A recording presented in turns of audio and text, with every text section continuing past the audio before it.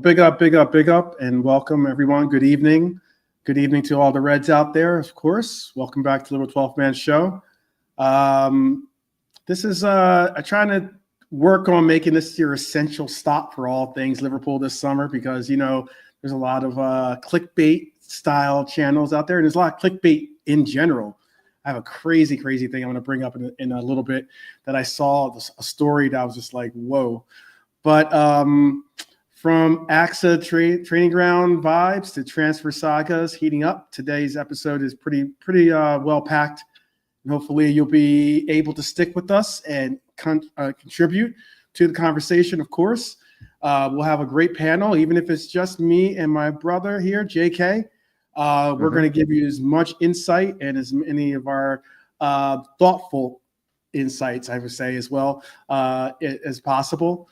We're going to break down who trained because we did have some photos and some videos leaked from the training grounds. We're going to also talk about what I think is a very important story, and that's what's happening with Stefan Bajcetic. We're also going to talk about where Liverpool stand in the Alexander Isak chase. Is it a chase? Is it even on? Who knows? It's a big question. We're also going to do a deep dive into Rodrygo's future. And finally, how the club could cash in on some big transfers possibly this window.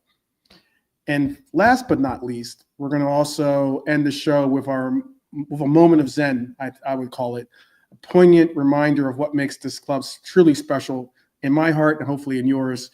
So let's just dive straight in and welcome JK to the show. How you doing, brother? I'm all good, bro. How you doing? Yeah. Holding in there, man. yeah. Good to see you. We were just speaking backstage. You know how it is. You know, you got to keep. It's a journey. Let's call it that. Let's call it that. You know, and you're trying to do the best. But I will admit though that the comments that I've seen, you know, from like whether it's been Hash or whether it's been Joe or whether it's been Norm or just the many people. John Conway, like as in the many people that have like left some comments, and it's definitely been empowering for the struggle. So it's always good to see, and especially when we see the numbers continue to rise up and we get like a bigger community, and we continue to try to grow a positive community amongst us that, like, you know, supportive of our Reds, supportive of each other. That's all I'm really looking to try to do, is like, you know, encompass that. So it's a journey, but it's one worth making. I say, you know, when we have some of these OGs in the chat, I see you, Jared. I see you, Red Armchair supporter. You know, Bonkers, and those that are new to this channel. Big up to you too as well for taking on this journey with us, because it truly means something to say you'll never walk alone. So, but I was going to get into, we have Brian in the green room. You know how Brian is. He's always like the makeup girl is always like, you know, putting on the final touches. So he'll join us when he's ready. But I was going to get into who trained at the AXA, and like it was a big question because the first footage I saw is out. It was from AXA, and there's a lot for us to unpack, I think, because you know how it is. You see people missing, and all of a sudden speculation starts to grow. Among those that were spotted at the training facility were Luis Diaz, Ben Doak, Lucas Stevenson, and Costa Simicas. All players whose future are in flux, I would say. Interestingly enough, we didn't see Alexi McAllister, we didn't see Dominic Szoboszlai, we didn't see Federico Chiesa in the clips. I know that might be like, oh no, last thing you want to hear is, you know, something going on with those individuals, but their absence, I don't think, doesn't really necessarily mean anything sinister. Harvey Elliott and Tyler Morton, for instance, weren't there, but that's because they're still on extended leave for their post U21 Euro participation. I think the standout from the photos or video that I got to see was Lucho. Lucho was laughing, leading the charge, firing. He got the winning goal in a training match, which is kind of cool. Cody Hakpo, Nunez, even Van Dijk all look sharp.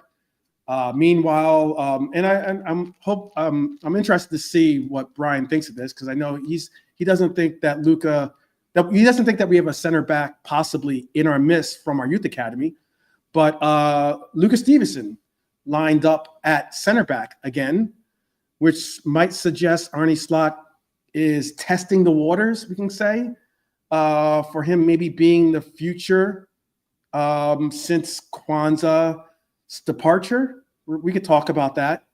And we also had the new boys, Milos Kerkez, we had Florian Wirtz, we had obviously Jeremy Frimpong all featured.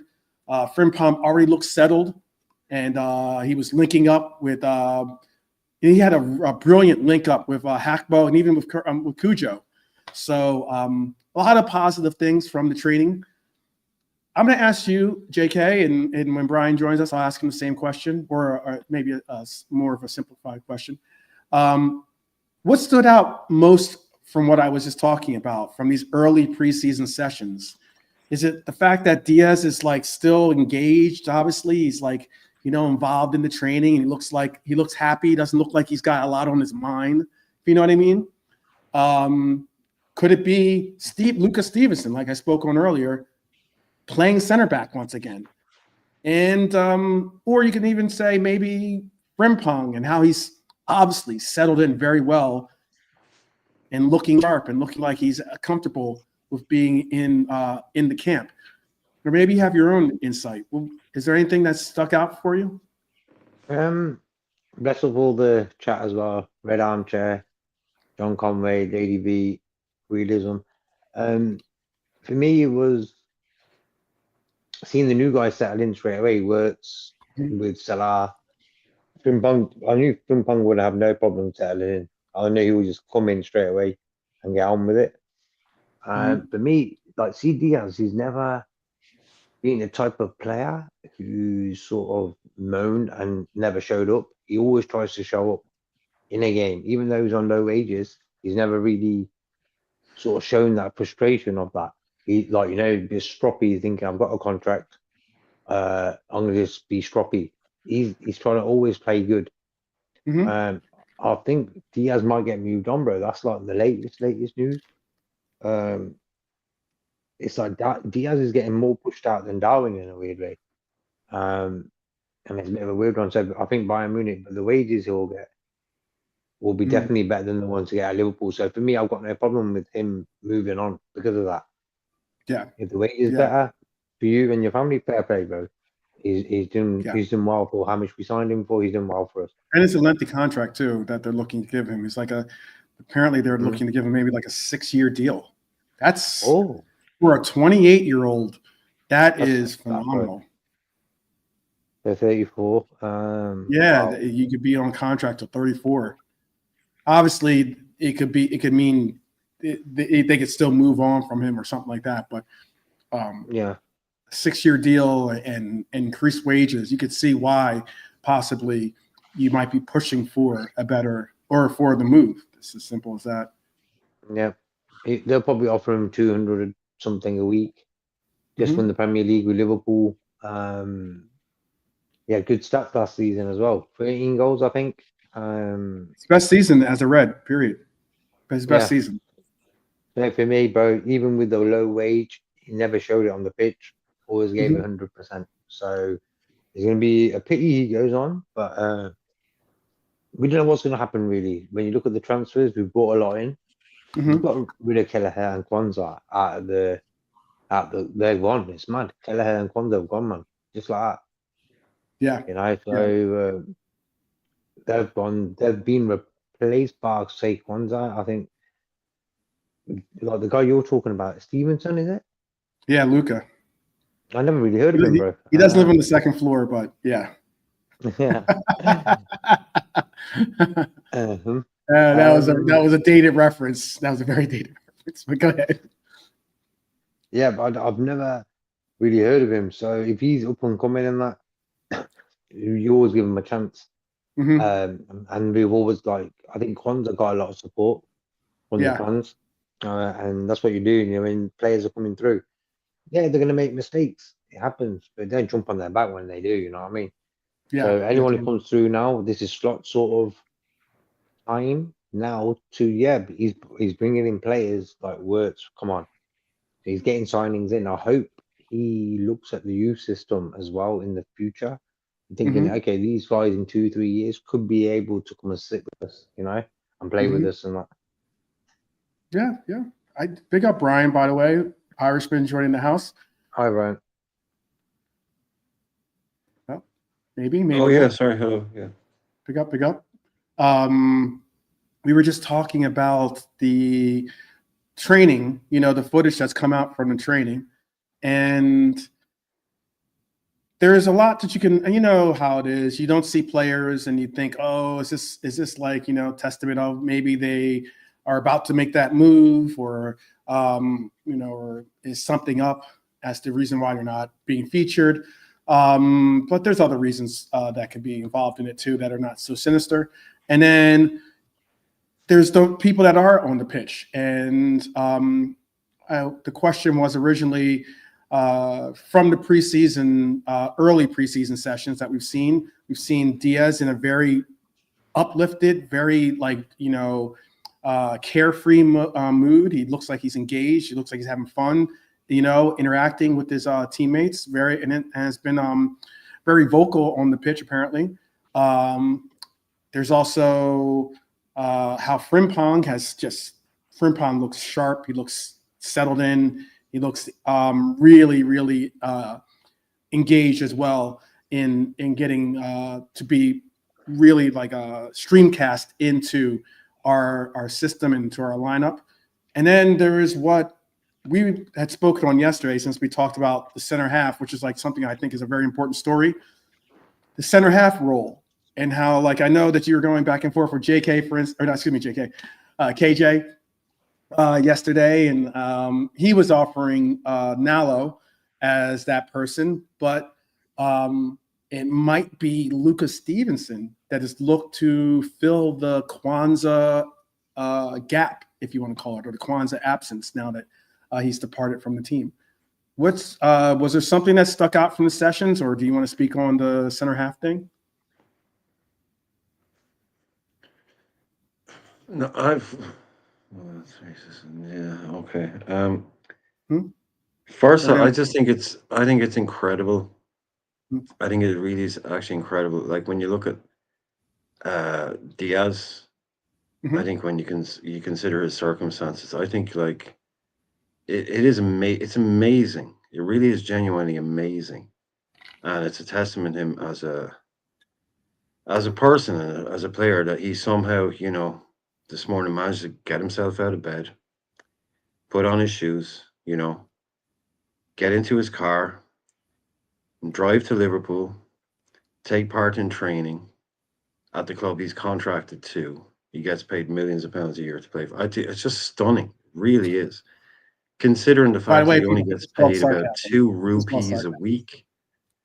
Right. It's actually incredible the fact that this man has actually somehow managed to pull himself together, considering how badly he's being treated by us as a club, to actually get to training this morning, put on a pair of boots, and to do what he's paid a huge amount of money to do. Right. I mean, it really is stunning. It blows my mind, the commitment. Yeah, look, he wants to leave, lads. He's told everyone he wants to leave. He's telling the whole world he wants to leave.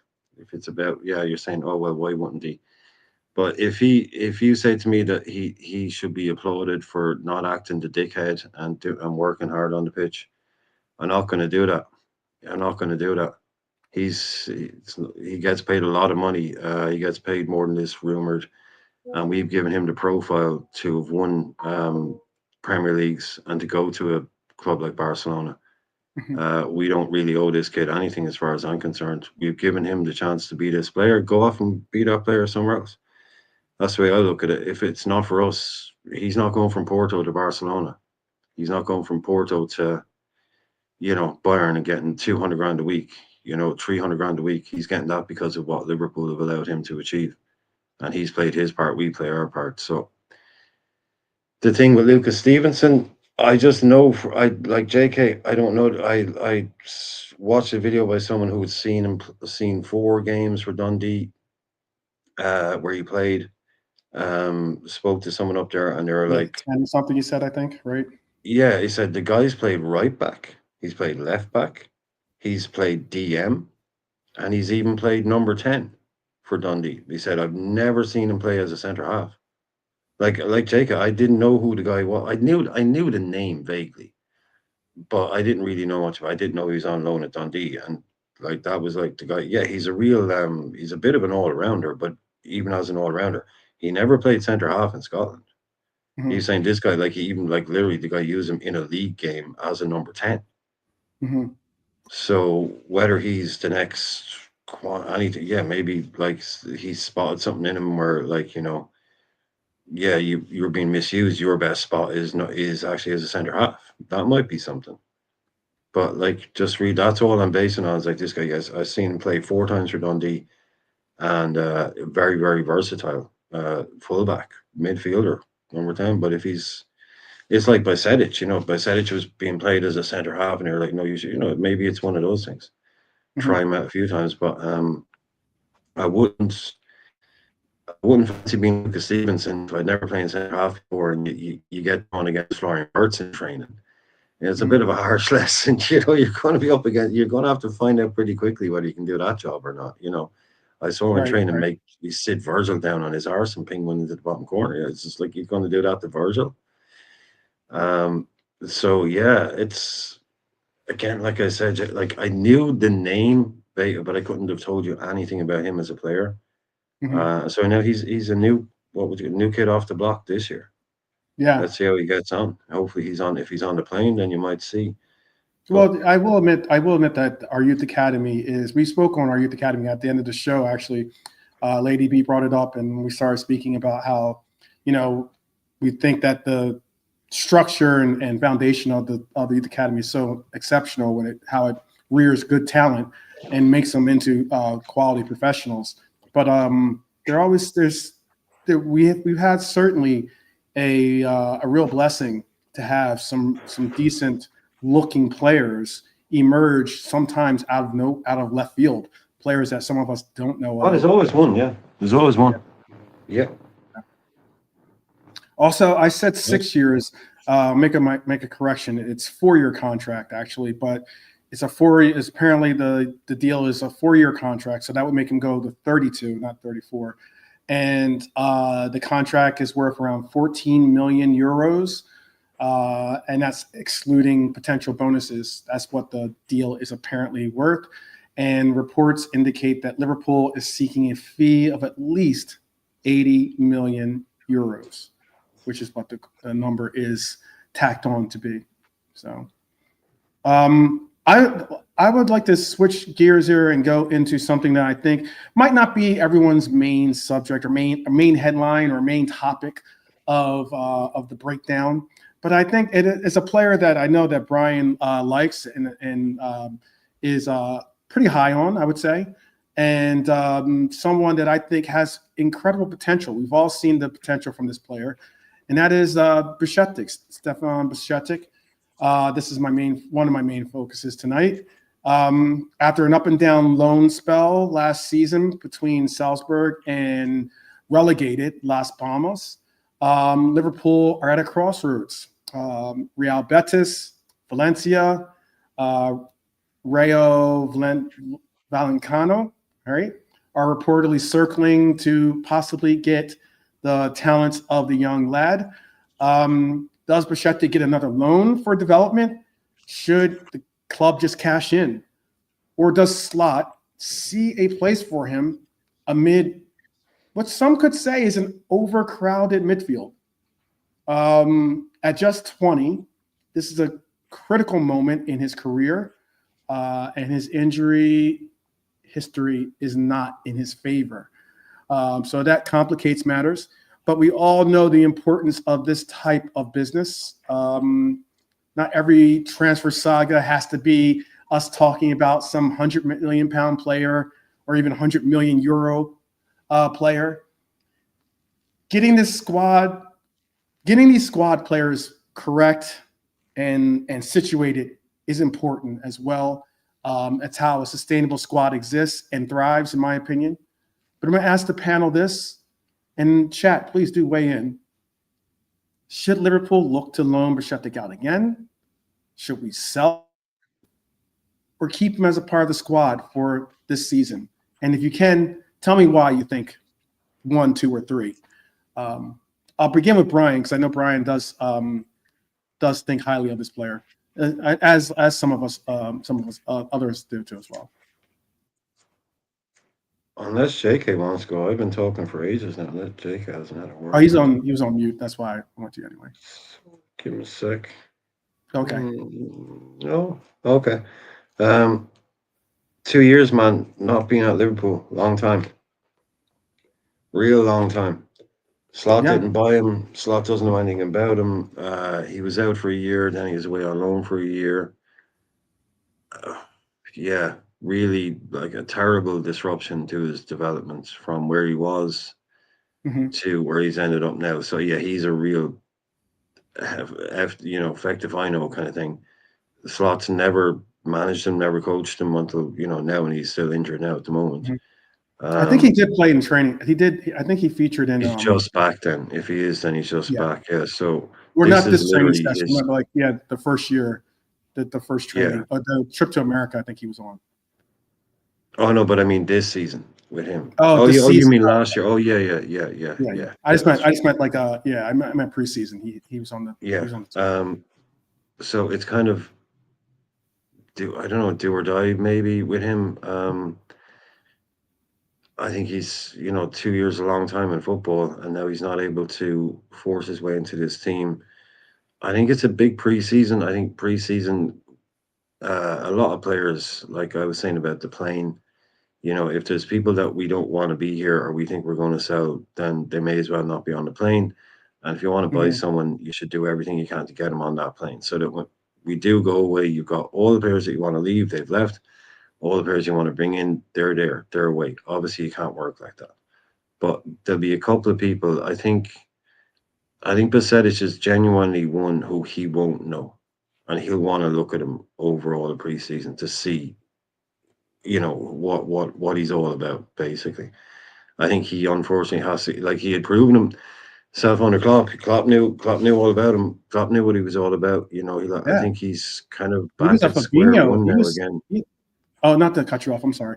I was just going to say he was a Fabinho.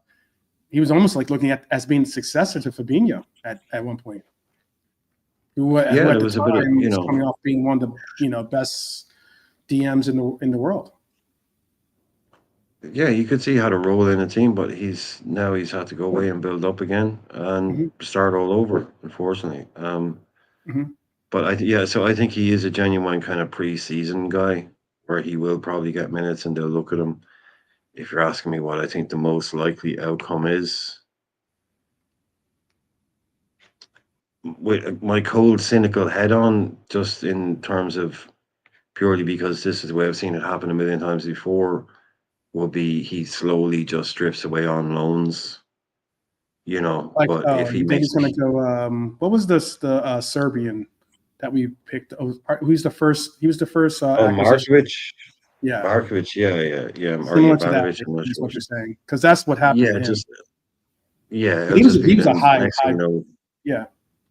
Yeah. Unless he can come in this preseason and make a real strong impression, I think it is almost make or break. Yeah, I don't like to put that, but I think it's a make or break preseason for Stefan. But to that, I mean, I don't think a decision has been made on his future. And again, it's not like, we're judging you on preseason, but I think they maybe kind of might be a little bit. Okay. Welcome, Lady B, to the house. Big up. How are you? Hi, Bernadette. Hi, JK. Hi, 12th. Hi, Brian. Yeah, I'm good, thank you. Are you feeling any better, 12th? It's a process. It's a process. Every day you get out of bed, though, even though that could be tough. It's in itself. It's a process. So it's a positive one, though. That's good. Trust the process. Trust the Trust. process. You got that Arteta picture above your bed. Trust the process. Okay. Oh, Tata. I don't know about that. I mean, that you stay in bed for. Keep the lights off on that one too. Like, I'm not trying to wake up to that.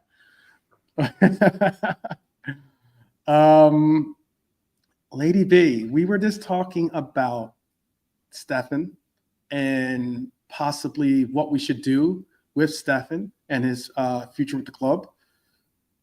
Would you look to loan Stefan Bajcetic out again? Should we sell him? Obviously, there's some interest in him. We probably could get a pretty penny for him. I don't know exactly what the price would be, but I think that it wouldn't be, bargain basement prices for a player that obviously some notable Spanish teams all see the potential in. Or should we keep him as a squad player and help foster his talents that way? I'm probably going to upset you, JK, when I say this, but for me, I think the thread with him has got too thin and too long.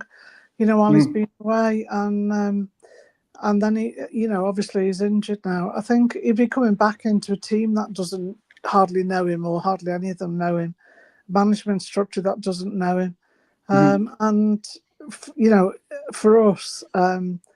We haven't seen enough of him to know, what he's been playing like, or if he would slot in. So I'd probably sell him if it was me. Okay. You have a price that you would like to get back for him? No, because because my prices are always wrong. So no, I haven't got one. No worries. JK, same question. What are your thoughts? Same On question. Bajcetic, yeah. Yeah. For me, it all depends on where he is physically and mentally right now. If he's going to have pre-season with us and trying to be part of this Liverpool football club. For me, he's a top player, but he's had a rough few years now, and he hasn't really played football. If you really think about it, he played the end part of last season. I was seeing him getting picked when he went to Spain and stuff. Mm-hmm. But for me, I would love to have him here with us this season. I wouldn't put him on loan again. Keep him in house, look after him, and see where he's at. And if he's good, like we still got enough time for a transfer. If the club feel like he's not going to make it here, they're going to make that decision. But for me, I love to see him get a chance now and stay fit. Very important, stay fit. Okay, so we have one stay with the team, we have one sell, and we have one loan, basically, I think. Interesting. Well, I just said keep him for preseason and see how he works. I didn't say it's keep, sell, or loan. I just said it's a big preseason. Well, you said that you thought that he would end up going out on loans. No, that's what I think might. When I said I put my hard cynical hat on how I think his career will end up going, I think he'll probably just drift away on loan maybe and go and play well. But I just, for this season, I think it's make or break for him. And like I said, I don't think they've made that final call on him. Well, what would you do then? What would be your thoughts then? Just from what you've seen, from his obviously earlier stints, but also how he played in La Liga and what you would like his future to be with the club. Do you think we should sell, loan, or keep?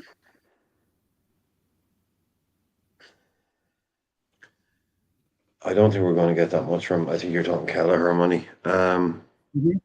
Yeah, I'd say probably like 25 million or something like that. I'd sell him. Okay. Yeah. So 2 sells. Got you.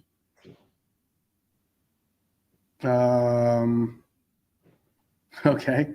Well, Mr. Crompton, you will like this next subject. You'll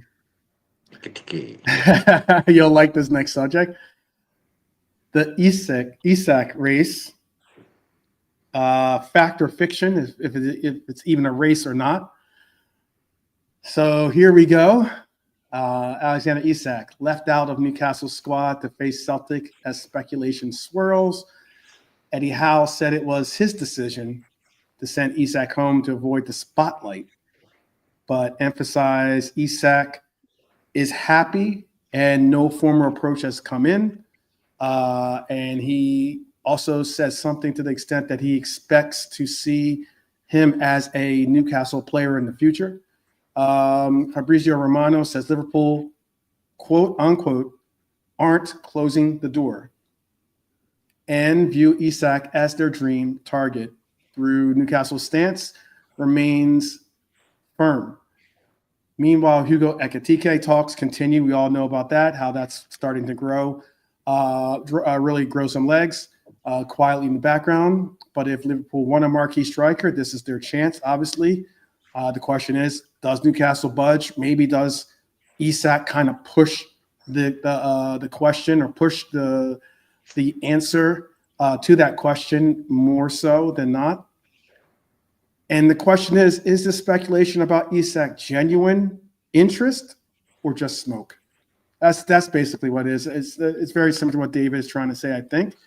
And when do we just move on and concentrate on players that we know are in play, like Ekitike, and give up on the, you can almost say the hide and seek games that we're playing with Newcastle with this acquisition? Should we stay or should we go? Basically, is the question. And I'll ask that of JK first. Should we stay or should we go with this Isak race?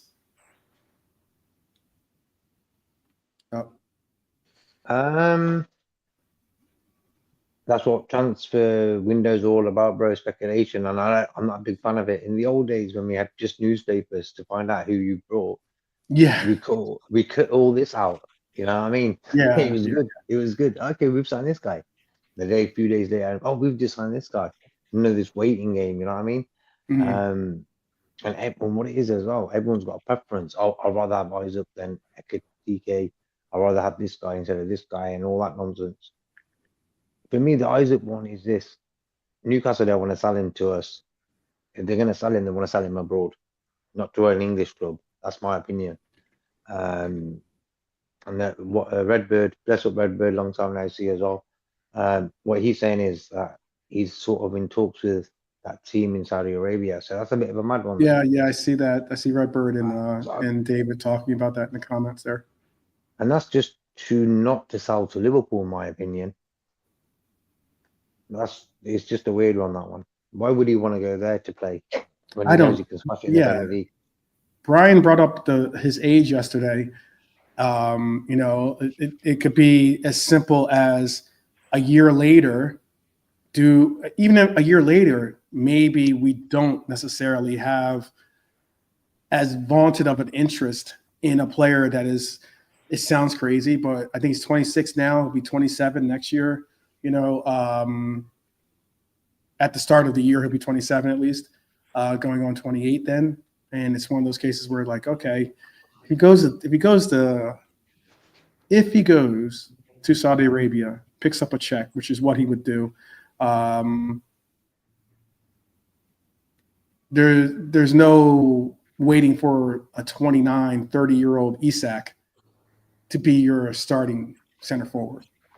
So it's seeming like more so than not. It's now or never, even though I thought that maybe we would get, if we didn't have this opportunity, we might wait for him. We might extend it because he's just that talented of a player to moving for him maybe next summer. But yeah, if he goes to Saudi Arabia, it's a wrap, I think.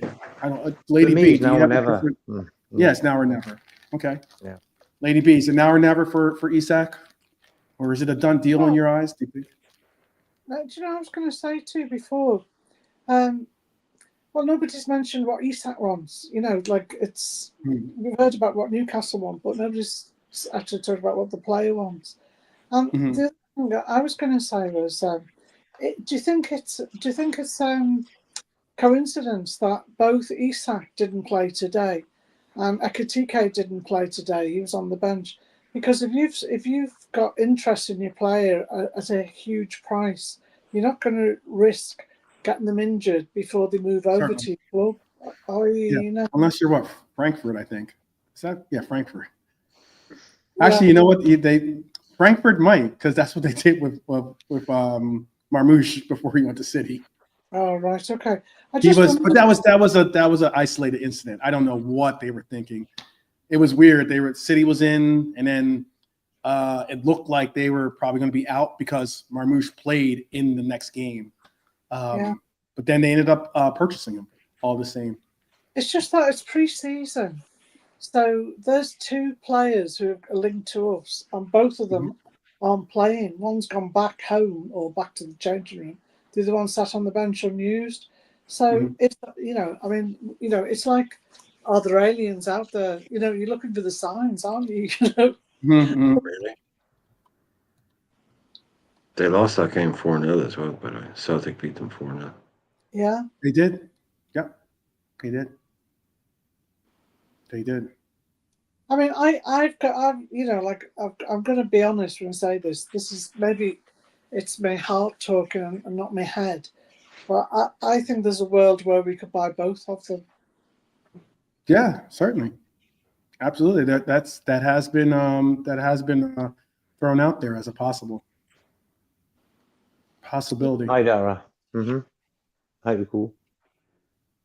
Brian, what's your thoughts? Again, it's being here, done that, seen it all before.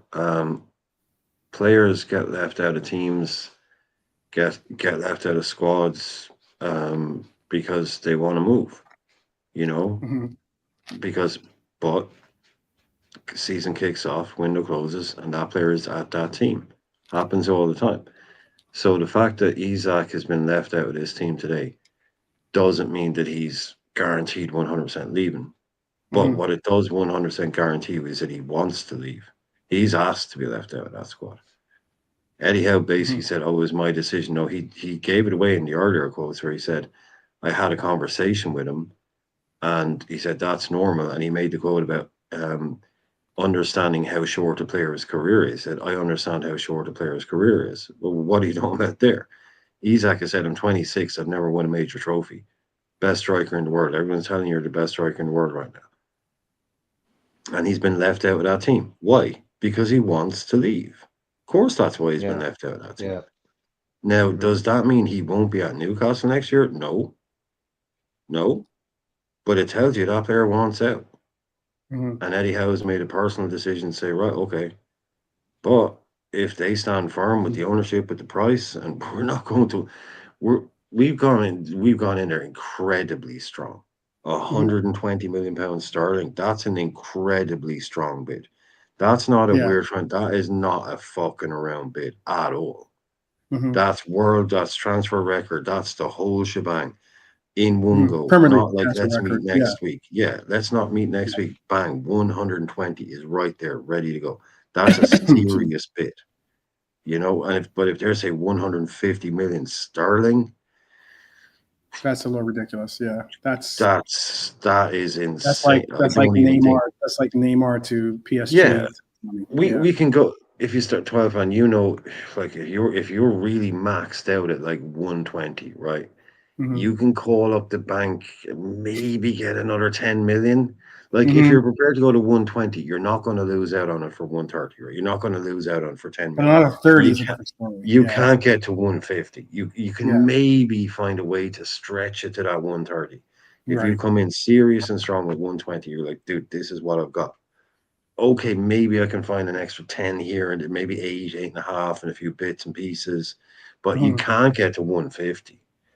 That's I can't see us doing that. I see a world where even now, I don't know, am I crazy or whatever? Like I've been saying to the lads all week, if we sign Isak and Wirtz, it is definitely, I'm expecting to wake up from this fever dream. This is not normal. This is, Wirtz I can take, but Wirtz and Isak and Ekatike stop. Right. That's too much, But like I said earlier on, we're not the kind of club. We're not a scumbag club. We're not leading Ekatike down the garden path to just pull out tomorrow. We've got this guy locked in now. This is serious. We're not just going to go, oh, sorry, hang on. Sorry, Hugo. Isak just texted me back. I'm going out with him. Sorry. So I know I told you. No, that's not us. That's not, I think so. It looks to me like maybe there is a world where we buy both of these guys because I think we're genuinely trying to get Ekatike. and we're also still letting it be known that we still have it, which it's Disneyland stuff, man. It's Disneyland stuff. Wirtz, Ekatike, Karkes, Frimpong, Isak, just to even be having these conversations. And they're not made up silly ones, you know, they're not like, No, they're oh, not. it's not They're based on serious. nothing. They're This serious. is real Yeah. reports about serious interest. Yeah, they're serious because, I mean, you know, you can't put an offer out there and then someone calls you on your bluff. If that's what it is, then, you know, you're going to look silly if you pull out of trying to get the deal done.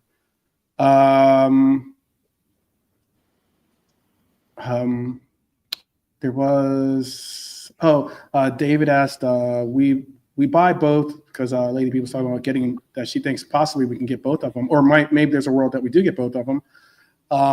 And he asked, we buy both of them, then who replaces Diaz? I don't think it's that black and white or cut and dry. I think that one, you got to remember that we do have Konate is a viable starting left winger for us.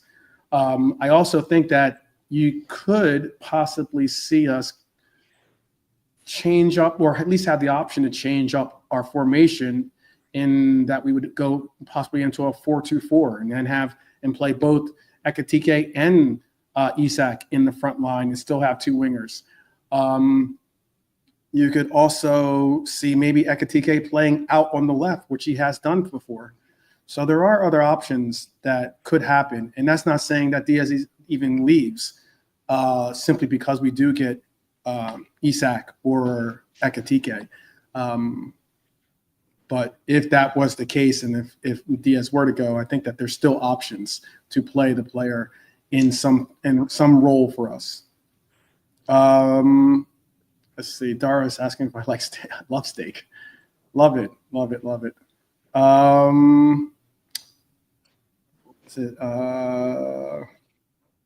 Transfer market is a power play these days. How to get noticed or how to fly under.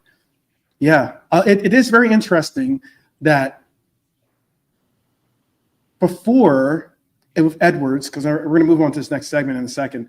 It is interesting to note that how many signatures did we used to see come through Liverpool, and we had no inkling of an idea that they were going to be happening. Yeah, Just like, we got this. Yeah, say again.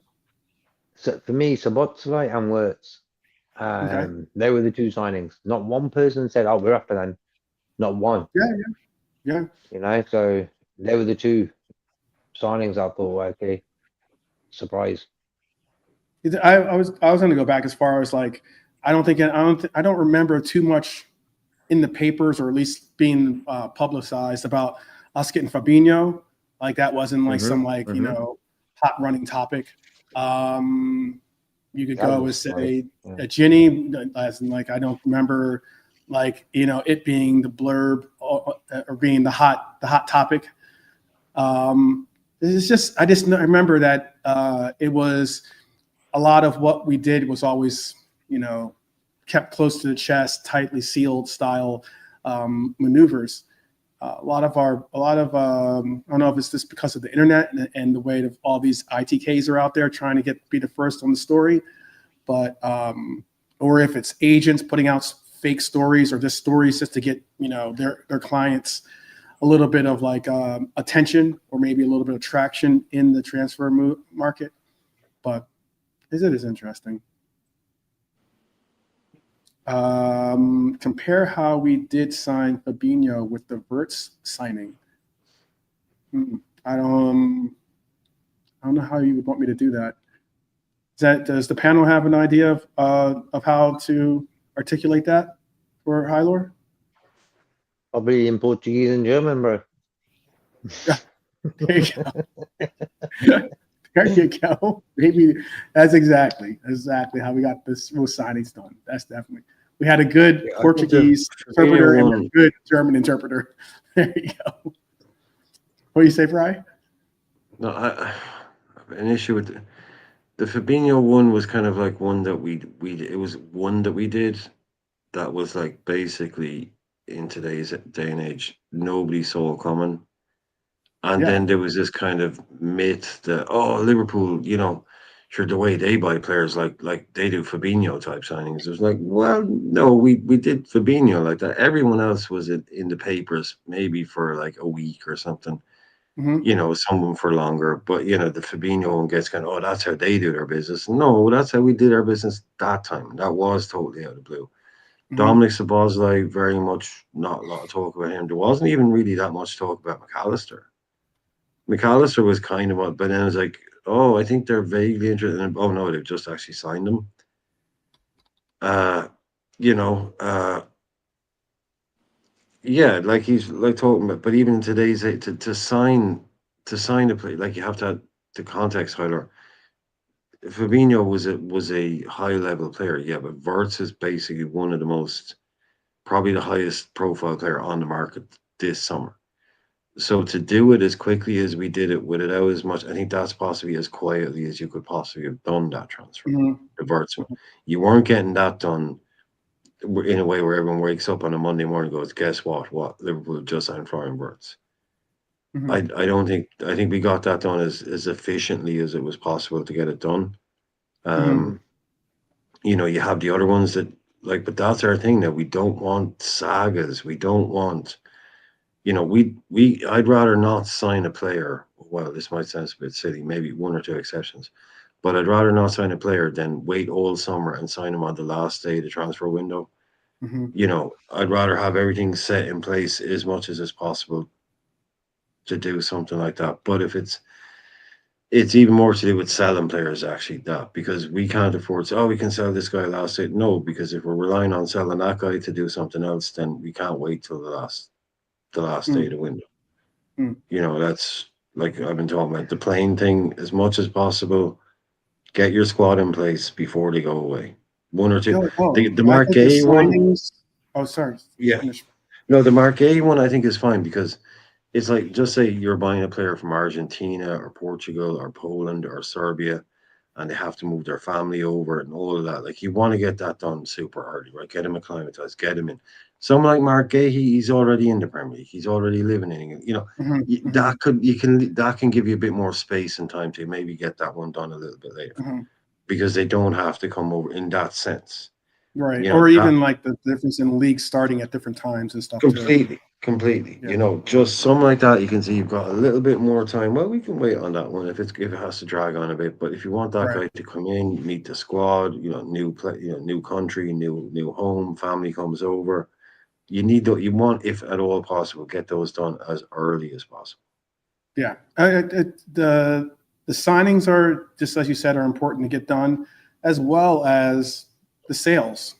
The sales are just as important to figure out if this player's going Yeah. to stay. Then cool, let's get him acclimated to what we're going to be doing this season. But if he's not, then no one wants to be in limbo. Wondering. No point in being in Japan if he's not supposed to be, taking Right. up a Yeah. squad Just like space. you've And said it before, he shouldn't be on the plane if he's not going to be a part of the team. That kind of deal. pretty much. Yeah. I don't know if the Gahey thing is a done deal. Unfortunately, I would like to. It's very close. I think it's definitely a real possibility that we're going to get that done. But the only reason why I'm saying that, David, too, by the way, is because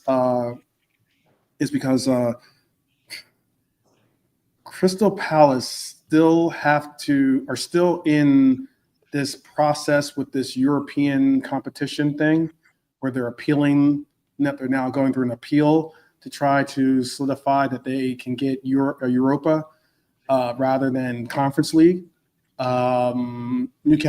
Forest is an active member as to making sure that, or at least inciting the flames that maybe start the bonfire against Crystal Palace not being a part or not participating in Europa. I know that they apparently sent a letter to the competition committee, which kind of helped influence the process a little bit. So who knows? Who knows? Big up Pops in the house. Big up Pops. Big up, Good to Pops. see you. Bless Pops. And Norman as well. Bless up Pops. Mm-hmm. Definitely. Wagwan. I'll tell you this. We were just talking about signings, and a huge signing for us could be this next individual player, which I think could be at least a huge segment for us. And it's because out in a little town known as Madrid, there's some real possibility that Rodrygo could be exiting the club. The Rodrygo saga is heating up. Romano reported that Real Madrid aren't closing the door on an exit. The price tag is interesting because they won over 100 million euros. And I said over, not 100 million. They said over 100 million euros. Rodrygo reportedly wants to be the main star somewhere and could now be open to a Premier League move.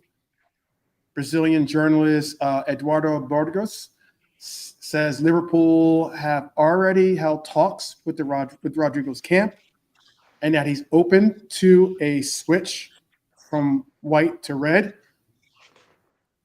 Imagine a future front line of Rodrygo, Verts, maybe throwing Cody in there, maybe Nunez. I'm just joking, just poking the bear there. All right, so could this finally be Liverpool's counterpunch to Real Madrid's past raids of our talent? Let's say that. Would Rodrygo even fit in Arne Slot's system? And would you be willing to pay over 100 million euros for him? Shout out to Rasta Crab, by the way. Thank you, brother. Thank you. Wagwan. What would you say, Lady B? I'm just wondering, why doesn't Xabi Alonso want him?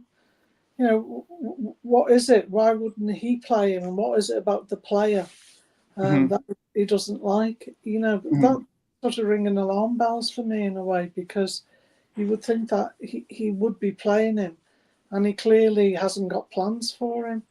And is it, you know, I mean, we were talking this in Brian's the other day, you know, is it his temperament? Has he got a problem? You know, is he turning up for training? Is there something? I don't know. I mean, I know he's seen as an excellent player, but I just wonder why he's available. And I know somebody said, oh, well, they've got other players and he's not getting in there. But if he's such a good player, why isn't he getting in there? So that's the only thing I'd want to know a bit more about that, you know, before I committed myself. The easy answer that I would suggest, because I did watch Brian's show, heard you guys talking about it, and also I've heard this question brought up too before, and I think the reason why he's expendable is because very similar to what Amarin's trying to do in Manchester, and that is the system that he's going to potentially be trying to reconstruct Madrid into just doesn't accommodate him. Like if they go with a 3-4-3, which is what you know, he's like starting to angle towards, or maybe a 3-4-2-1. It doesn't really have a place for him to be in that lineup. And I think at least that's my perspective, and some of the things I've been reading as well as to why. Because you're right. Why would if this is such an exceptional star, why would he want to do such? I'll even throw in this though. I'll have to look up the article again, but I mean, like, it's an interesting question. Rodrygo is one case. If we had the chance to get Vinny Jr., would you say that you'd go all in for Vinny Jr. by any chance? Because it is crazy. I'm going to say this to the chat. I know, because I was with one of my artists last night, He's a Manchester United fan, unfortunately, and we were talking a lot of football. And there was a story that popped up on my feed saying that Liverpool have opened talks to possibly bring in Vinny Jr. That came out of nowhere, by the way.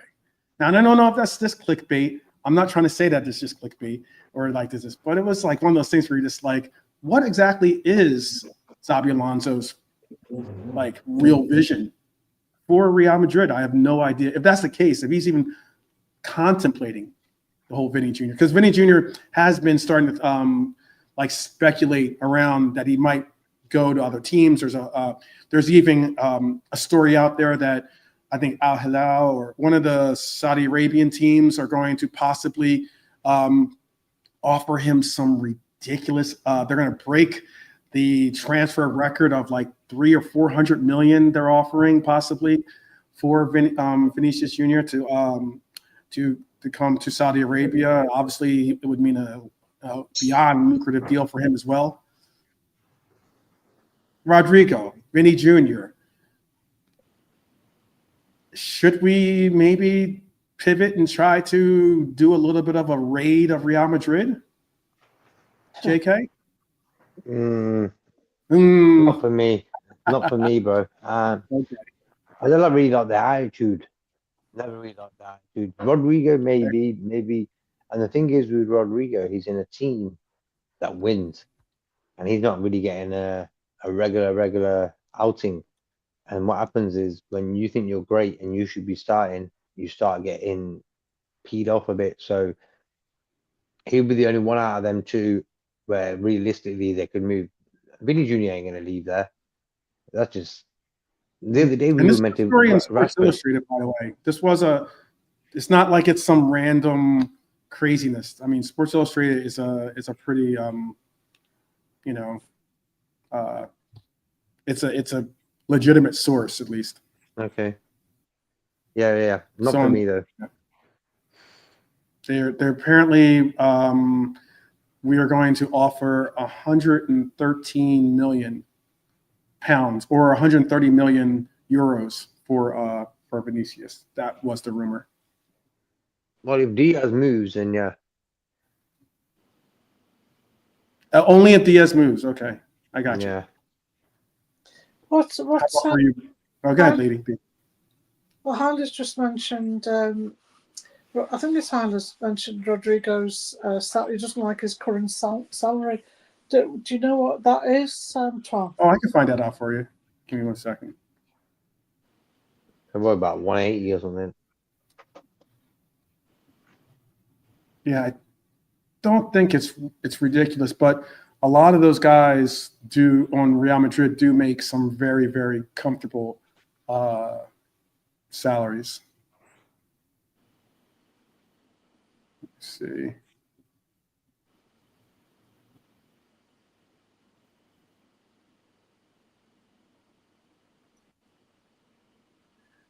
All right. It is Real Madrid. Let's see. And you're asking for Rodrygo. He makes 240,000 euros. So let me change it into pounds, actually. Yeah, it's around 200,000, something like that. Yeah, which for his talent is probably what we'd be expecting to pay, isn't it? Anyway. 208,000 pounds a week. About that. A little bit, a couple $100 over that, but 208,000. So to basically woo him to come here, we'd have to obviously offer him like 225, 240, something like that. A week. But I mean, if you think if the Vinicius Jr. talk is wild too, though, and it's wild. It's like there's no way that's happening, simply for the fact that he makes 347,000 pounds a week. Wow. So if you're looking at bringing in Vinicius, if you're looking at bringing in Junior, you're going to be spending you're going to have to pay him 400K a week. That that would be a difficult pill to swallow, especially all considering that, you know, you have our talisman is Salah on this team as being really the highest breadwinner. What do you think? You know, we were saying about maybe his temperament. What do you think of his temperament? For Junior or for Rodrygo? For Rodrygo. I mean, like Rodrygo. I don't know what's going on with him, to tell you the truth, because it's not just Real Madrid that he's like somewhat struggling to get game time with. He's not really playing consistently for Brazil either. That is notable in itself, I think. So I don't know. You guys, Brian, JK, do you have a perspective on that? Why he doesn't play for Brazil? Well, he plays for Brazil, but he doesn't play. He's not like a consistent starter for Brazil. I've never really look. The only thing I know about Vinny, I've never heard any stories about Rodrygo being a bad character or being a problem or anything like that. So I can't speak to that. I've never heard anyone really say anything about him that he's a bad attitude.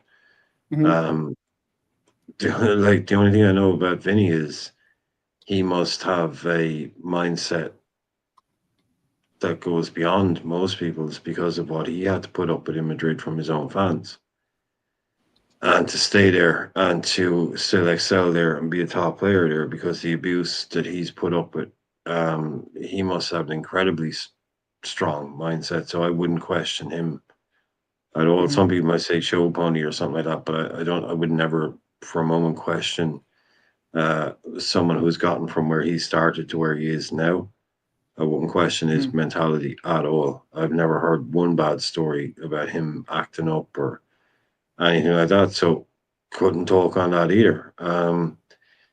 I would, like you just said, you know, those numbers, Vinny, we're not signing Vinny Jr. We are not signing Vinny Jr. I know. That is not happening. Those wages, yeah. The Rodrygo one, I always thought was a bit kind of. I just wasn't sure. Was it one that we were? The only reason I wouldn't want to sign him is because, to me, it seems like he really, really does not want to leave Madrid. And like you said, it's been positionally, it's been political as well. I think they want to get some money in as well a little bit. But you can tell that guy really, really does not want to leave there. So if he was to leave a place like that and maybe go to a Barcelona or an Atletico Madrid, maybe, but to leave his dream club and then to move to England to the Premier League and it's a bit cold in the winter, it just, to me, there's a bit, you know, I'd want him to be someone who is not desperate to get here, but for such a big transfer, for someone who I think is really obvious, still wants to fight for his future there, doesn't want to get pushed out, doesn't want to leave, still thinks he can be a Madrid player. That's the only reason I'm a little bit put off it. I just think he psychologically or the mentality wise, it could just not work out for him because he really doesn't want to go. You know, he just doesn't want to go. The one of the reports that I saw was the fact that he doesn't like the idea, and obviously that's, I mentioned how he wants to be a star. He wants to be like the main attraction at some club. And it's because at Real at least, it's his name is not part of the headlines. It's BMV. He even made a post that he later deleted, apparently, that regarded that about his frustration of being excluded by the media in the hype of the club's talented players. And BMV stands for Jude, or Bellingham, obviously, but Jude, Mbappe, and Vinicius. Yeah, no, that's fair enough. it's probably some people trying to make him out to be saying he wants to be the superstar of the club. I think he probably just wants recognition. Mhm. And yeah, this will happen at this club. I mean, it was Neymar, by all accounts, wanted to leave Barcelona to get out of Messi's shadow and to win the Ballon d'Or. Absolutely, absolutely. Yeah. So people they want their recognition. Like Ibu, people, Ibu saying, "Why is Van Dijk always getting the Man of the Match awards?" I'm pretty good too. Yeah, tongue-in-cheek yeah, a yeah, little yeah, bit as well. yeah. But yeah, I don't mind if he thinks he's been over, but if he thinks he's been kind of not being appreciated by the club. But look, you can't get any more political than sticking a player on the bench of his quality and ability, and a guy that made a big noise to get. Don't forget, Yeah. leaving him on the bench, starting him on the bench for the first 5 games of the new manager's career. That's like writing it on the wall in huge big letters. Hmm. Go find another club for whatever reason. I don't know. Maybe usually just probably money. Like they've got Vinny, they've got blah blah blah, they've got Goulart, they've got so they see him as a movable asset. And Yeah. he's probably right to feel pissed off about that. He's like, no, I see my future. He's kind of looking at Goulart or something like in 2 years' time. If you sell me, you're going to regret because I'm going to be better than him, and I'm going to be better than him. So that's why I just don't like it. I just don't see us really to take a plunge on him because I don't think we can be 100% guaranteed that he's ready to come here and be, bang on it, wants to be here, wants to win the league, can't wait to get to Liverpool. That's I see what you're saying. He's just maybe he's looking at Liverpool as just a, if I have to, I will go there. Kind of yeah, scenario, as a emergency exit plan or something, as opposed to a they're real going to push him destination. out. Yeah, he still wants to be at Madrid. He doesn't want to leave them. So if he even goes to Chelsea or Arsenal, he's still going to be pissed off that he's there Mhm. because he'll still think I should still be at Madrid playing. They shouldn't have kicked me out. It might take him a year and then he moves on. Again, total speculation, but I wouldn't be prepared to take the risk and find out. Is what I mean. Because like you just said, they're talking of north of 100 million for Yeah, this guy. yeah. That's going to be interesting. That's going to be very interesting to see. Is there a world that we can buy Ekitike, Isak, and Rodrygo? Is that a world that I know that you've already talked about your dream This roles world is already? getting more Isak and more. alone, Yeah, this world is getting bigger and bigger and bigger now. right. What do you think? What do you think, Lady V? Can you expand that to include Rodrygo? Well, at the moment, I'm so excited with the thought of us spending it, a few hundred million. Anything seems possible. I feel like I'm going to put red shoes on and click my heels and end up in Kansas. Yeah, there you go. There you go, Dorothy. Right, exactly. But do you know what? At the moment, No problem. No problem. I don't know what it is.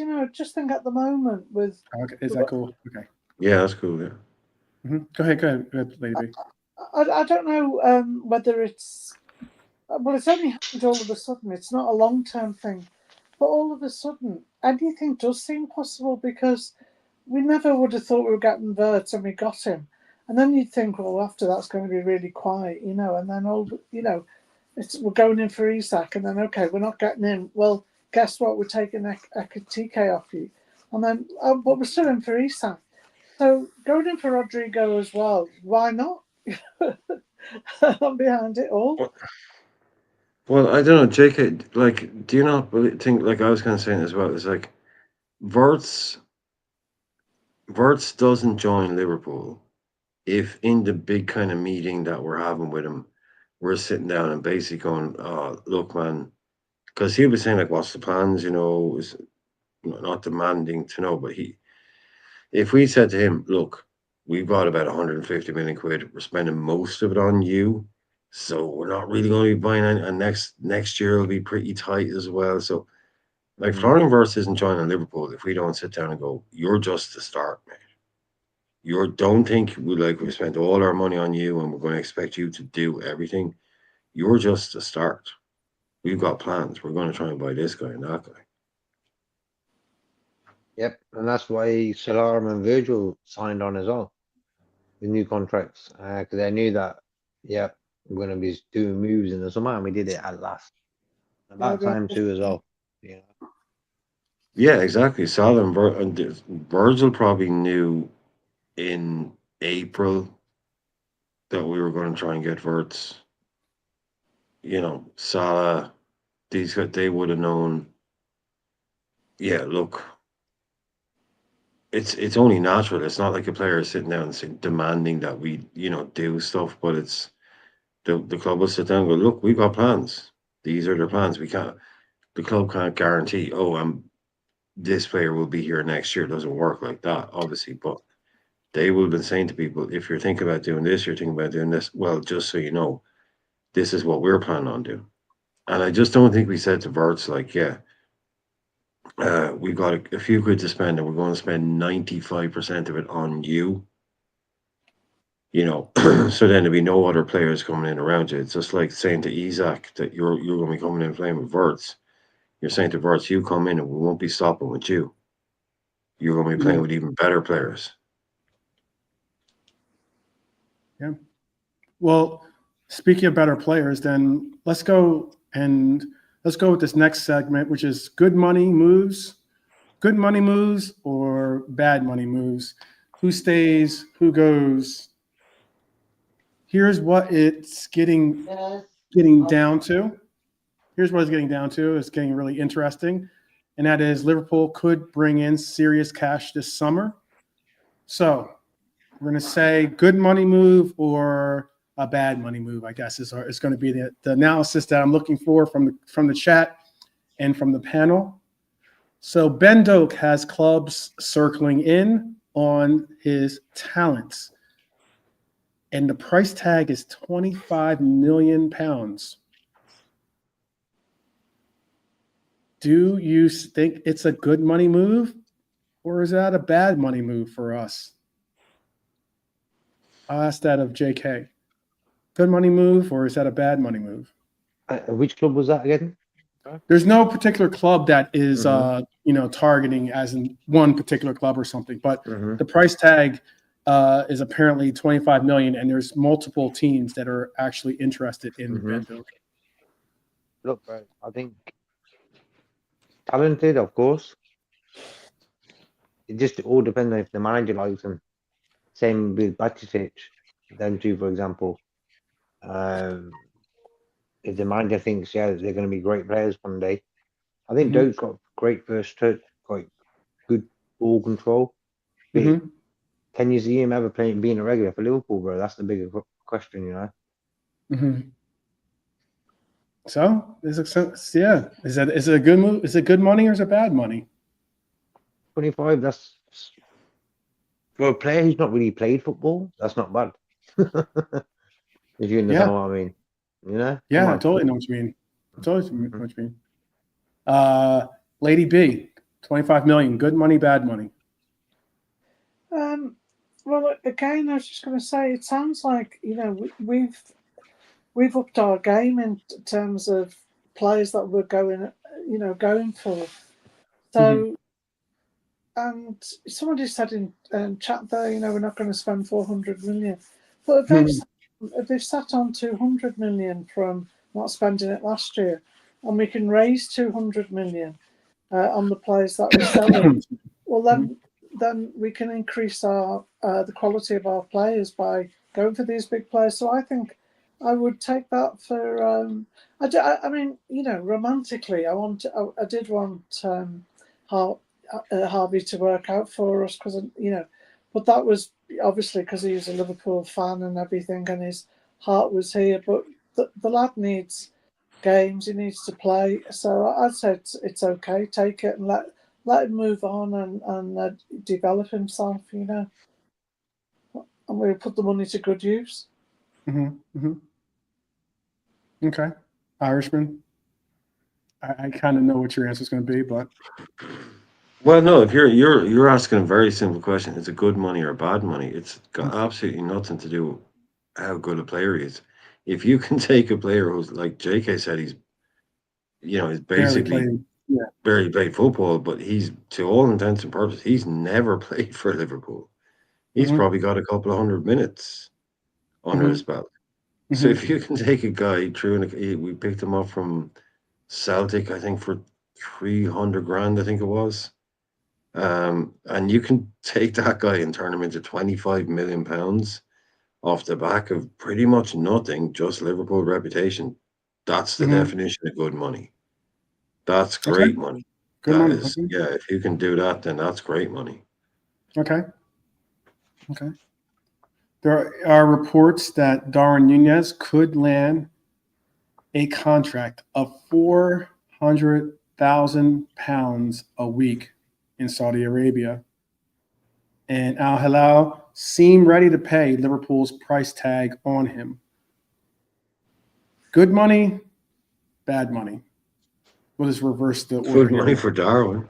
Yes, Good great. 400K is good money for Darwin. Yeah, it's great money. He's already Tax making free. something like 160, Tax 180. free. Yeah. Tax free though helps. Yeah, it does help. Oh, Drinks are on Darwin. Hmm. Say well, again, Lady Big. drinks on Drinks are Darwin. on Darwin. Yeah, drinks are definitely on Darwin. Well, not in Saudi Arabia, but yes. But yeah, drinks would be certainly on Darwin. I don't know what his motivation is, Darwin. Is it money or is it to play? Is it for his reputation? He doesn't say much, does he? No, you don't. Yeah, and it's even when he does, it's kind of like a little bit of the Mona Lisa smile. yeah, it's a little bit of that frustrated teen style. Like you could tell he's not really always thinking. Sometimes his moments of clarity through. Yeah, you just don't know whether for him he wants his reputation, to be a very good player and to get out for further his career, or whether well, that's nice money. I'll take that. Thank you very much. You just don't know, do you? Well, I don't know if 12 Man was listening to my show, but I had a theory, and this isn't, please don't anybody get defensive about this, right? And this is just assuming he does leave. What I was saying, like, because he's obviously clearly so desperate to stay in Europe. I don't think, the Yeah. story now is coming out that he was annoyed. He's really happy to go to Saudi now because he was really pissed off at Liverpool not letting him go in January because he really wanted to go in January. Whereas a week ago, it was like, no, he's desperate to stay in Europe, right? Mm-hmm. Mm-hmm. So we can kind of ignore that. But I'm just kind of thinking, for me, if I was him, and I think we're getting a bit of a backlash now, whereas before everyone was just going to Saudi. Now you're seeing a lot of these players being more reticent. They're kind of thinking, no, actually, I've spoken to a few of the lads that have gone out there. Money's incredible, but they're all coming back after 6 Yeah. months or 3 months or a year. Yeah. So I just, to me, if I'm Darwin, right, this is just about perception. You can be a young player like Darwin. You have an amazing season at Benfica. A huge club like Liverpool comes in, pays a massive fee for you, right? And it just doesn't quite work out, right? It hasn't, so it doesn't quite work out. But you go to a Napoli or you go to an Atletico Madrid, you go to a Dortmund, it's looked on as, yeah, he went to Liverpool, wrong club, wrong country, wrong move or whatever. Good player, but just didn't quite work out. He's ended up at this club. Whereas if you go to Liverpool, huge fee, all the talk that you failed or didn't work out, and you end up having to go to Saudi, that's like, oh well, he failed. Because not only did he go to Liverpool, he didn't work out. When he finished at Liverpool, the only club that was out there to buy him was a Saudi club. So for him as a player, that perception is like, will be to stay in Europe to show that, okay, it just didn't quite work out at Liverpool. Whereas if you have to then go to Saudi, you have to then rebuild that reputation a little bit more because, it's like, oh, well, there wasn't a club in Europe that was prepared to take him. It's now he has to go to Saudi. If he'd gone to Napoli, he's playing the Champions League. He's playing for the Serie A winners. Yeah. I just think He that's went why to he was so Atletico, went to desperate. Atletico Madrid. He's playing for Yeah, a team you that's can tell competing why he's so for desperate La to stay in Liga. Europe. Yeah. Yeah, he'd play. I reckon he'd play for Napoli for 100 grand a week. I reckon he'd rather play for Napoli for 100 grand a week than play for Al Hilal for 400 grand a week. I guarantee that. I can agree with that one. He doesn't want to go. He doesn't want to be, because I think he can do a year there, do a John Duran, hopefully. Mhm. Go there, okay. Just take that break. Get the break between you and Liverpool. Go there, score a shitload of goals or something, and then in a year, another club will need a striker. Right now, maybe the right club isn't there for him. In a year's time, guess what? PSG might need a striker, or someone might need a striker that looks at him and goes, yeah. And it's that 1 year away where he can come back, reset his reputation. But right now, I think it looks like as soon as Napoli walked away, he may be just thinking, well, do you know what, lads? The best option on the table here is, feck it, let's just go to Saudi. Let's just make more money than God for 12 months. Mhm. Get the agent, and this time next year, I'll be signing for like Inter Milan or something like that. Mhm. You know, I'll be back in Europe. I'll go away for a year, but I'll be back. I'm not going. It's not the end of me. But even if I do, if I do have to take a year out and rebuild, well, I'm sure as hell going to get paid 400 grand a week to do it.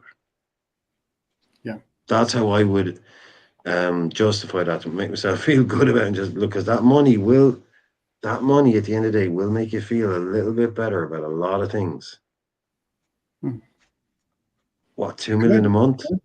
2 million a Yeah. month for some of these guys? Jeez, man, come on. Yeah. Yeah. It's close to. It's like 1.6 million Free a house, month. free car. They'll lay on the royal service for you. You know, you won't even have to pay for. Yeah. Why not? If that's what it takes for a year, if you got to take a year out and reset somewhere, go and do it there, and take that big huge check, and then you can have your pick of clubs. You won't have to worry about getting that big contract later in your career. You can choose. Maybe, I don't know. Maybe. Yeah. The individual I was with yesterday was he's, like I said, he's a Manchester United fan, and he was trying to rib me about Darwin Nunez, and it was funny because he was bigging up. He's like, oh, Darwin Nunez is this and Darwin Nunez is that. I'm like, yeah, Darwin Nunez outperformed your starting forward, didn't he? Which he did by a goal, still. And then he said, oh well, you know. We have better players than that. And I'm like, well, the second choice at your center forward is Zerke, and he outperformed him too.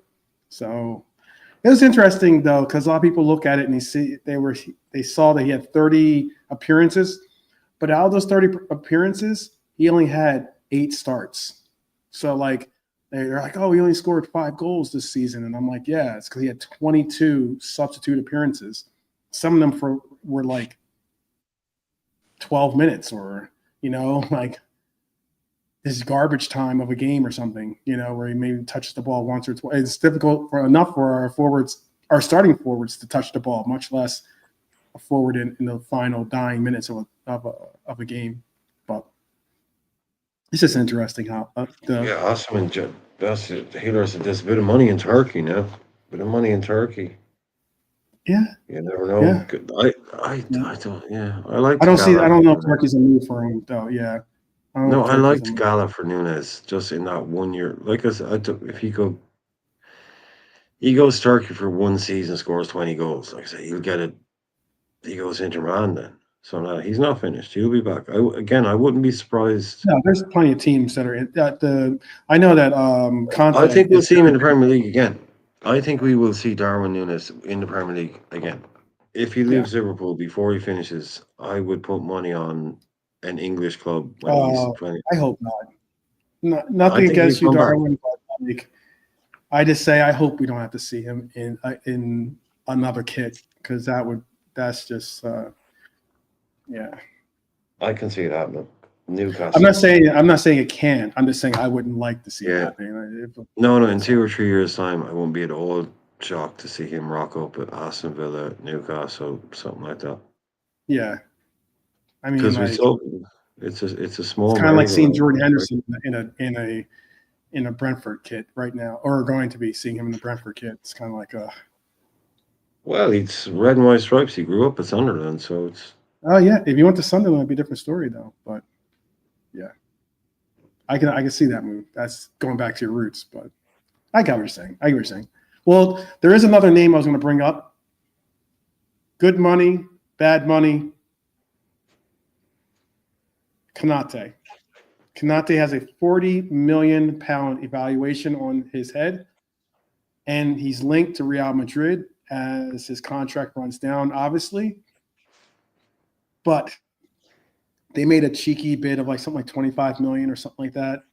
But we're holding out to the number of at least, it has to be at least around somewhere in that 40 some odd million range. Is that good money or is that bad money? Lady B, I don't know if she meant to drop out or not, but thanks for joining us if it was, and if it's not, hope to see you rejoin the panel. But JK, good money, bad money, £40 million for Ibu. Good money. Good money. Yeah. Interesting. How much? I'll tell him today. What was the price for Gahey that we got quoted by again? 50. It's 50. Yeah. Isn't he? Last year. Isn't he on this last year too? Yeah. So It's weird. you know what I'm about to see. You get where I'm about to go with that. You know, like Gahey's worth 50 million, but Ibu, who's certainly touted as being one of the best center halves in the league, you could arguably say a better center half than Gahey, maybe. You could argue. Is that getting 40 million? Is this? Are we just like pricing the move or pricing the get? I don't know. Is it good money or bad? Say again what your answer was. Yeah, good money. Good money. Okay. Tell us in the chat too. Good money or bad money for 40 million. Ibu. David saying Konate is good money rather than running his contract down, aka Trent. Okay. Redbird saying Konate wants to leave. Let him go. Now I don't want players at our club knowing they want to leave.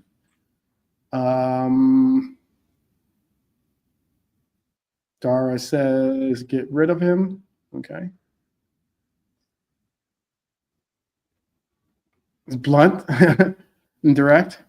Red Orange Jewish supporter says he wanted Saudi in January. Now he doesn't want Saudi. He could change his mind again in the morning. Very true.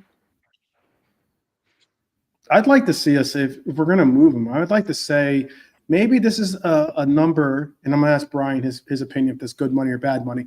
Maybe this is a number to kind of say, not to even just to Real Madrid. Maybe this is a number more so to say, hey, PSG, are you still interested in this player? 40 million is not, break the bank money for a center half like Ibu, and it'd be a team that, despite his interest in Real Madrid, I don't think it's what do they say, a la Madrid or bust. PSG could be a viable. He was flirting with PSG before. What do you think, Brian? Good money or bad money? 40 million. For a player that wants to leave, again, you can accept 80 million from Paris Saint-Germain, but if he says, I'm not signing for Paris Saint-Germain because Real Madrid have basically tapped me up and I'm going to go there next season for free, you can accept all the bids you want. I'm not going to sign for those clubs. If you accept a bid from Real Madrid, yeah, I'll sign for them. But I'm not going to sign for PSG, Bayern, Al Hilal, any of those clubs. If he's made his mind up that, and they've told him, we will take you next year on a free. He doesn't want to go anywhere this year. He wants to stay at Liverpool, go there next year on a free, get a big fat sign-on bonus, and that's it. That's his dream move. it's a 50-50 for me. Everything like if Gahey is worth this, blah, blah, they're all different players in different scenarios. It's what does it take us, you know, is selling Ibu for 25 million better than keeping Ibu and losing him on a free? Hmm. I think it's probably better than just keep him if you can get him playing top football. But after, I'd worry a little bit about that then. But you can't replace Ibu with 25 million. You can't replace him. It's going to cost you 60, 70 million to replace an Ibu. Right? So, but are Madrid going to give you 40 million? This is why you don't let players go down to 1 year on their deal, because you end up in Yeah, scenarios like this. absolutely. It's think absolutely PSG. horrible. I think Yeah, PSG. no, to me, Okay, go ahead. if you said to me 40 right now is just on the bottom of good money. Yeah, but it's a horrible scenario. There's no right answer to how do you replace a player like Ibu with 1 year left and blah blah. He wants it's a horrible scenario to be in. Mhm. That's what Trent's done it, Ibu's done it. After that, now for the next 4, 5, 6 years, I get you can't always stop it happening, and it will come along every now and again. But for the next 4, 5, 6 years, none of our top players leaving on free transfers. Right. That's it. Just if Evo's made up his mind to do it, and Trent had made What do up you his mind, do? What do okay, you do cool, with those? they're Yeah, what do you gone. do with those After players that, that have made up their mind to do it? I'm sorry to interject. I was just say, what do you do with no, those players that do, in their mind, say, you know what, the best move for me is to wind down my contract. I can go to any team I want. I already know there's teams out there that do want to acquire me, and on top of that, by leaving on a free, that money that they would have used in the transfer, they can then, whether not all of it probably, but at least on some discount, they can take a portion of that, and that could be my signing bonus. Well, for me, it's like as soon as a player has 2 years left on their deal, you start to renegotiate. And if when they have 2 years left, if they're not looking like signing a new deal, Mm-hmm. then you sell them basically. Do you Now, do? it's What if they not a don't silver want to bullet. sell? Yeah, But it's what if not they a don't? silver bullet. It's not a silver bullet. It's just in as many possible cases as possible.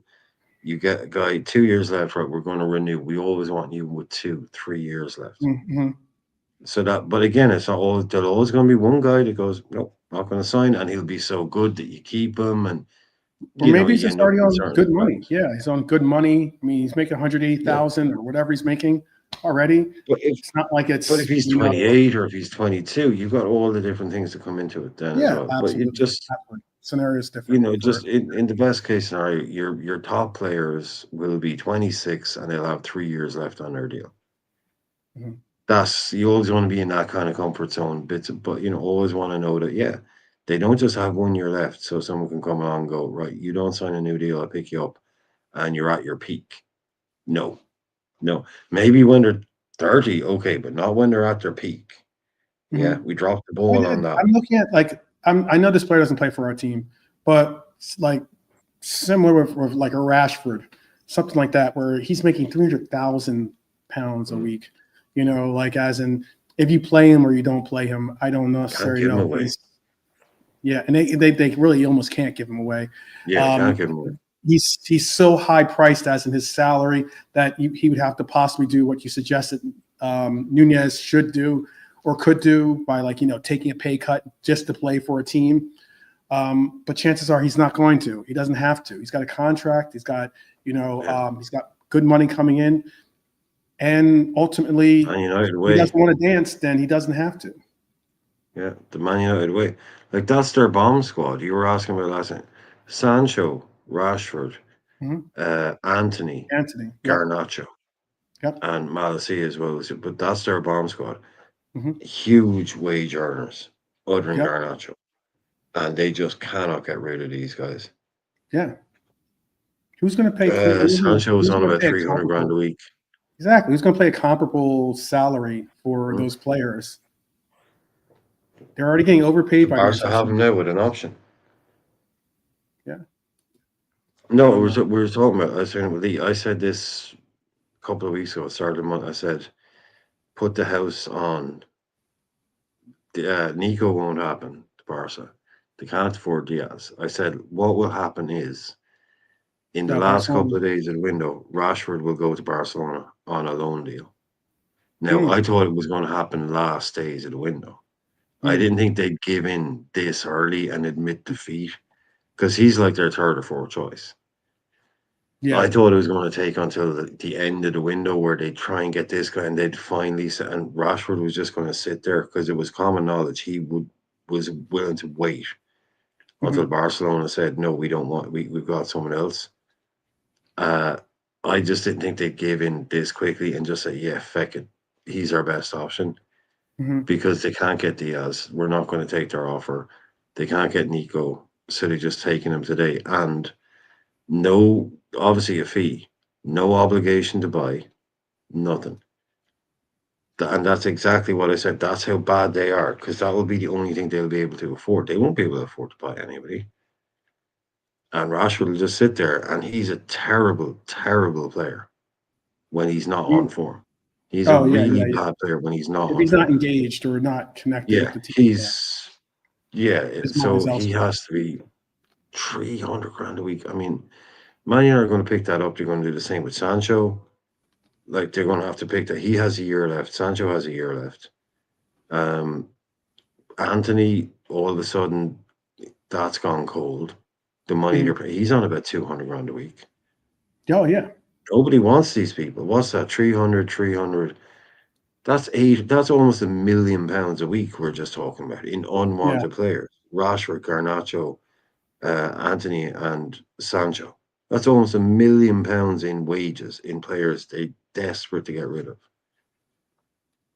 Yeah, let me. I'll even look it up too. I know that they have some crazy wages, and Casemiro's like at 350. Yeah, he's still there. they just re-signed obviously Bruno to 300. Rashford's at I think he's 300. their top. Mason Mount at 250. Yeah. Sancho at 250. Yeah, that hurts. Luke Shaw 150. Where is? Well, Anthony's not on this list because he's. Oh no, he is right here. He's making 105. I thought he was making more than that. He makes 105,000 apparently. He's only 100 grand. Okay. Yeah. And who else did you say? You said Anthony. You said Rashford, and who else did you want me to look up? I mean, they just with the new signings, Cunha's going to be making 180. They haven't put in what. Oh, and Buemo's going to be on big. He's on. Yeah, he's going to be big money 50, too. Big I don't know money. what he's going to be on. Yeah, it's just one of those things where it's like, yeah, their salary, their wage bill is outrageous, absolutely outrageous. But even if it's for the wage bill production for players for the they output don't thing. want. Yeah, that'd be a lot of money for players that actually play. yeah, But that for players you don't even want at your club yeah. is They're playing for other outrageous. teams on loan, or you're trying to like, pawn Chelsea off. paid you £5 million just not to have to buy Sancho. Chelsea paid a £5 million fee just to not have to buy Sancho off them. That's insane. Yeah, that is pretty nuts. Yeah, Harry Maguire on 190,000. Sancho used to be brilliant as well, by the way. JK will tell you, Sancho, when he was at Dortmund, his first spell. Oh, absolutely. Like, Dortmund, before he got the move to Man United, Sancho at Dortmund was some player. That's exactly what I said. I said like the guy I was talking to last night, he was like, "Oh, you could take Sancho," and I was like, "Yeah, I would have taken Sancho from Dortmund, but now that you've gone and ruined his career, which is what happens to most of the Manchester players that choose Manchester, they choose money and they choose, all this like fake valor almost in the sense of going to this club that's just absolute hole, you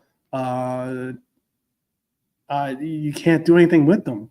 Like as in to get them out of that funk, get their confidence back, and to do all those different things, it would be a real project, and it does it. And for what you and convince them to do unless they're willing to take major pay cuts.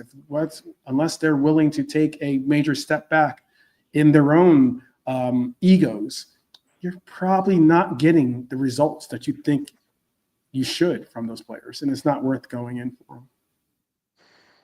I'll say this too.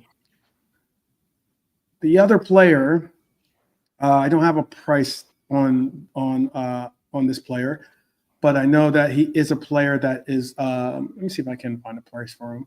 But apparently, Harvey Elliott is still possibly moving to Leipzig. He's on Leipzig's shortlist. They haven't given up on him. Rather than good money or bad money, is it a good move or a bad move for Harvey?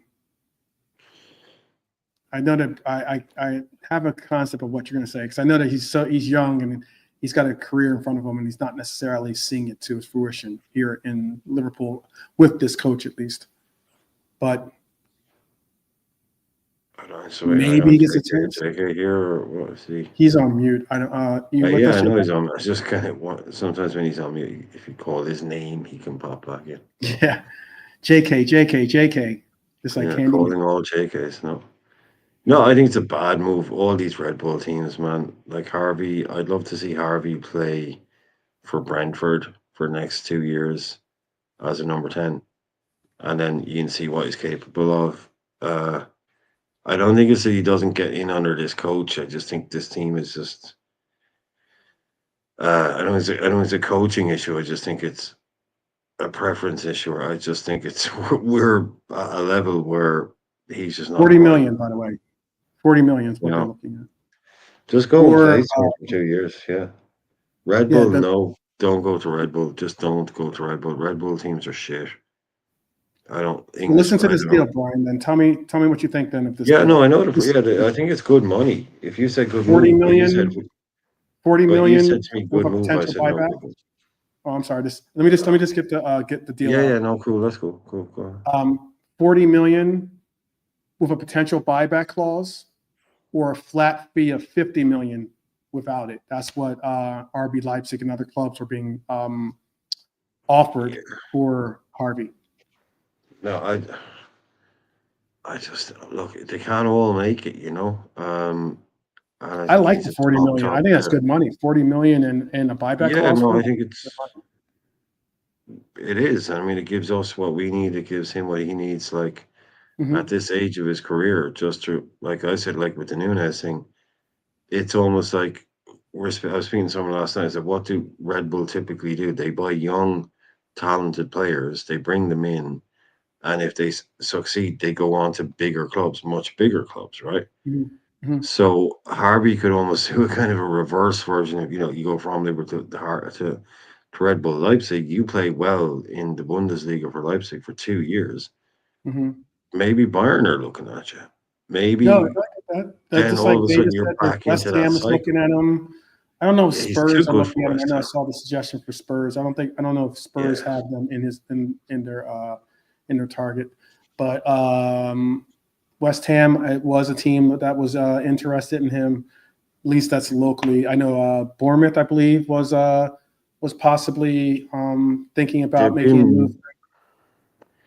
They're all the obvious teams. Oh, Bournemouth, but that just sounds like people talking about teams that he could play for. In terms of teams that have actually made any kind of move for him, there is nothing. There's nothing. Nobody. You haven't got Romano isn't out there saying, "Oh, blah blah blah team is." Ornstein isn't out there saying, "Blah blah blah team has spoken to or are preparing a bid." There is nothing. There's just talk. There's talk about what kind of teams he could play for, but none of these guys are out there. I would put a bet on maybe Eze leaves Palace, then Palace start looking at him. But it's going to be one of those ones. It's going to be a domino one. It's going to take a player. I'm only smiling or laughing because that was my friend last night was talking about if we get Isak or we get Eze, the league is over, and we're going to win the league. I don't know if we have really any strong links to getting Eze, to be honest with you. No, we're not buying Eze.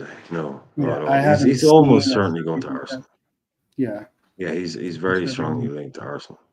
Yeah. But then I think when he moves, then it'll be.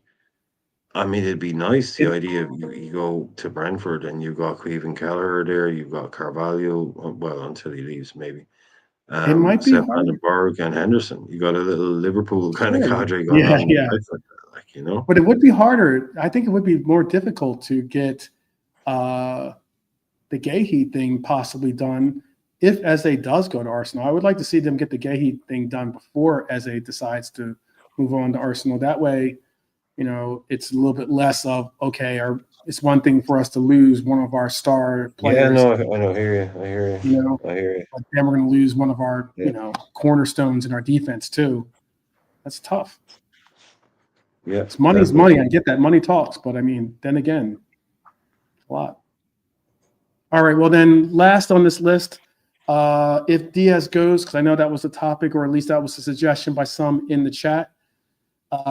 If Diaz goes, apparently, blame it on Rio might get promoted quicker than anyone expected at 16 years old.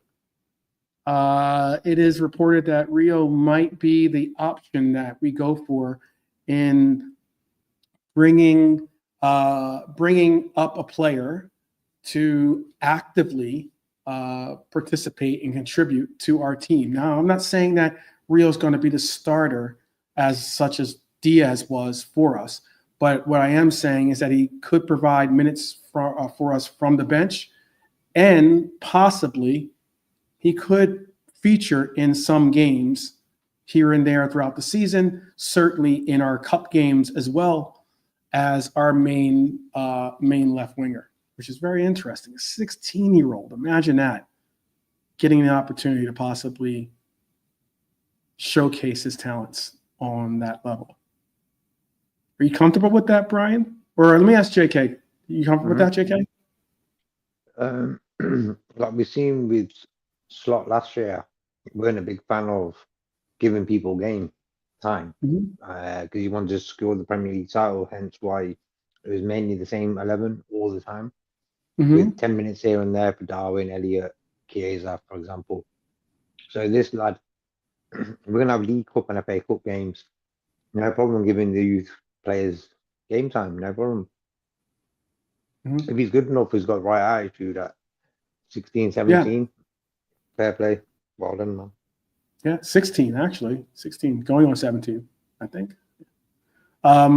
If you were Richard Hughes and Michael Edwards, which of those deals that we were talking about, whether it's the Ben Doak, whether it's the Nunez deal, whether it's the Konate deal, whether it's the Harvey Elliott deal, or whether it's even the promotion of Rio to the senior team, what is your top headline or the top folder on your desk of seeing completed? For me, Konate, bro. Okay. Because if I'm gonna have another season of a player who know who's gonna be here next season, no. So for me, I'd rather get Konate gone now, sold for a good fee, whatever fee we can get. Because you know what, it's Real Madrid, they're not gonna pay for nothing. They want 100-odd million for Rodrygo, but they don't want to pay nothing for our players. So one of them. Okay. What would be your top folder on your desk, Brian, if you were Richard Hughes and Michael Edwards? What would be your top priority out of all those deals we just spoke on? Ben Doak, Darwin Nunez, Konate, Elliott, or even the promotion of Rio? Maybe you just don't even care. You don't look at the money. You look more at the internal business. Oh, Ibu, yeah. Either find out what's going on or just Ibu's your top two. Yeah. Gotcha. Too important. Like, we all know what's going to happen with Darwin, Doak, these Elliott, but Ibu is a main guy for us, you know. You can't really have that level of uncertainty just sitting around. Yeah. That to me would be the number one. Yeah. Okay. Well, I did speak of a moment of Zen for us, something that could possibly at least, bring a little this perspective, or at least some type of like exhale movement or moment for us.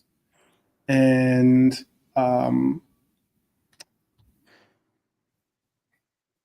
it's difficult to talk about, but finally we close today's episode with a deeply moving gesture from our club, Liverpool, and I'm going to bring this up for everyone. Liverpool have retired Diogo Jota's, or Jota, however you pronounce it, number 20 shirt after his tragic passing earlier this summer, listing him as forever in the official squad list for 2025-2026. A reminder that while we debate signings and sales and speculations, let's be honest, football is family. And there's no greater remembrance of that when you tragically lose someone close to your heart. So we say rest in peace, rest easy to our number 20. And that is our moment of Zen. So bring us all back in here. Keep this up. That's a wrap for tonight's show. Come in on the 2-hour mark. Just a little bit shy of it, but we're coming. Last time I tried to do a 2-hour show. We ended up going 3 hours. So trying to make sure that I can get a little bit of rest and recuperate. But thanks for watching. Thank you to Lady B that was with us earlier. Thank you, JK, for being with us today too. Thank you, Brian, also for being with us as well. No problem. Yeah, I'll talk to you all soon, boys. Take care. And thank you to the chat as well. Big up to each and every one of you for joining us. We had a great number of people in the chat. It's very, very empowering to see the numbers continue to grow, and I hope that they continue to do so.